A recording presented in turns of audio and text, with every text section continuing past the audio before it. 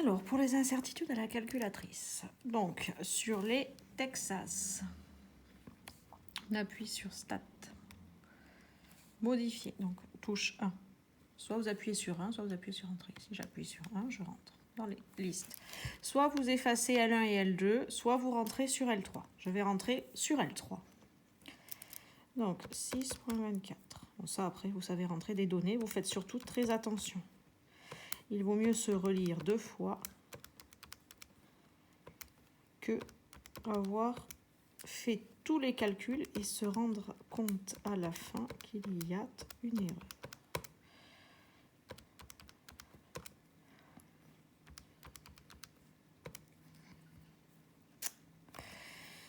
La liste est rentrée, j'ai bien 10 valeurs, donc déjà je sais que j'en ai pas oublié une. Vous pouvez relire, voir s'il n'y a pas de faute de frappe. Ensuite, stat. On va dans calcul, calculer. Nous, on fait des statistiques à une variable, c'est-à-dire que je n'ai pas mis d'effectif. Combien de fois la donnée revient. Par exemple, j'aurais pu changer la liste. À 6,26, j'aurais pu le rentrer qu'une fois, et dans la colonne L4, j'aurais mis 2. 6,27, j'aurais pu le rentrer dans L3 et dans la colonne à côté, j'aurais mis 3, etc. Ma liste, attention, ce n'est pas L1. Ma liste, c'est L3 qui est ici en bleu, ce qui signifie qu'il faut d'abord appuyer sur seconde. Donc j'appuie sur seconde L3. Vous voyez qu'à l'écran, j'ai L3. Liste de fréquences, on n'en a pas. Si on avait rentré une fréquence, c'est-à-dire le nombre de fois que ça revient, nous aurions mis par exemple L4. Et on fait calculer.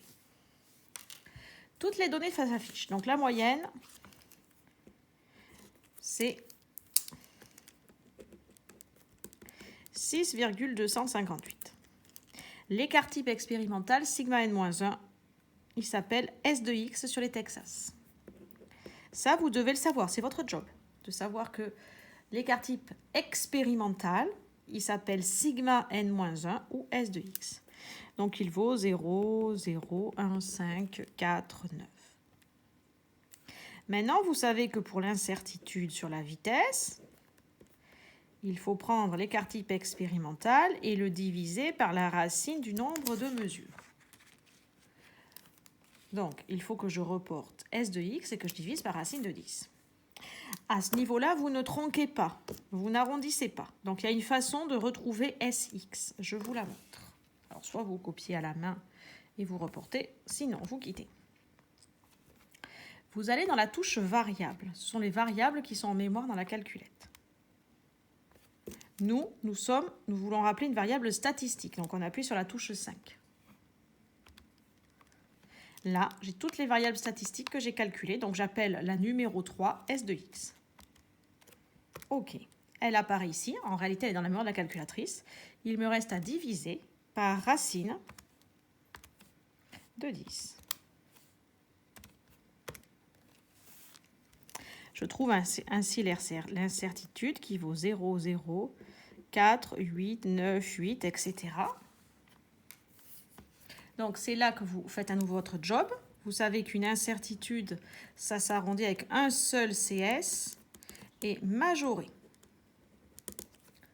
Ce qui signifie que la vitesse sera égale à la vitesse moyenne plus ou moins 0,005 mètres par seconde. Ce qui signifie que la vitesse moyenne doit être arrondie au millième. Donc, l'unité, dixième, centième, millième. Donc, 6,258. Faisons la deuxième liste de variables. On retourne dans Stat. Alors, si vous voulez effacer les listes, on fait efface liste. Et on efface L1, L2, L3. Donc, on fait seconde L1. Elle est effacée.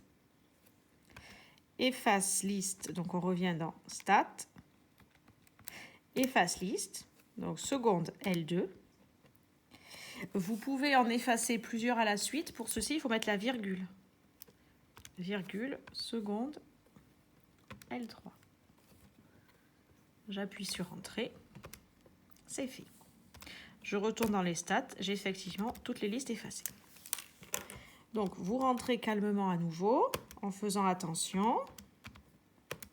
Je vous rappelle que la deuxième valeur est aberrante. puisque 11,5 est très différent de 8,9.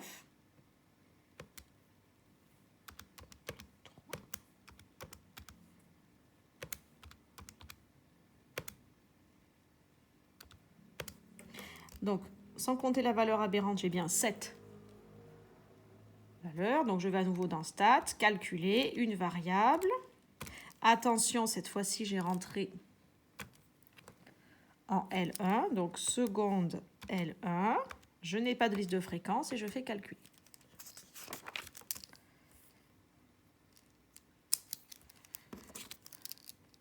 Donc, pour le deuxième cas, la moyenne est de 8.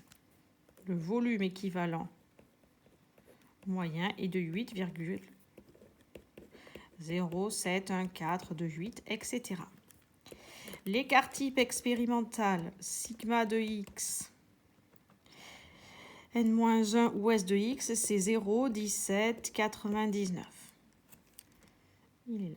Nous avons 7 données. Donc on part dans le calcul, on fait appel à la variable statistique.